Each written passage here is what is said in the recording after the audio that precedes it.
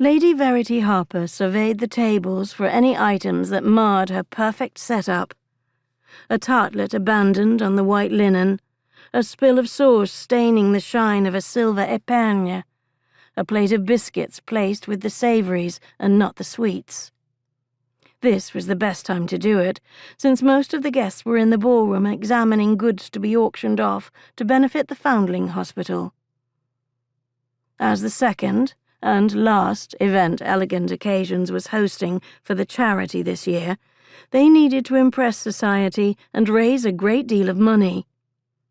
Because in October, when she and her sisters held an auction to benefit their other big charity, the Fallen Females of Fillmore Farm, they wanted people to be so excited about the possible offerings that they would bid higher for items than they might otherwise.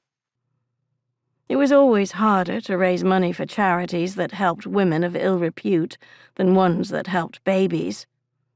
Much as that annoyed her, she had to acknowledge the difficulty and act accordingly.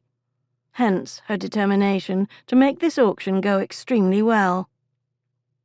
"Where do I put the little soufflés, my lady?" one of her brother-in-law's footmen asked.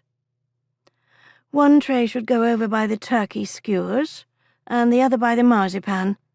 People are beginning to enter from the auction room." Once the dining room filled with people, the staff would be in charge of replenishing the tables, and she could get some fresh air. It was rather warm in here. "All is in readiness, madam. These are the last of the food." The footman set the one tray down where she'd ordered, then paused with the other in his hand. "And there's a Sir Lucius Fitzgerald looking for you. Shall I send him over?" Sir Lucius, she tapped her chin. "Oh, I met him last week."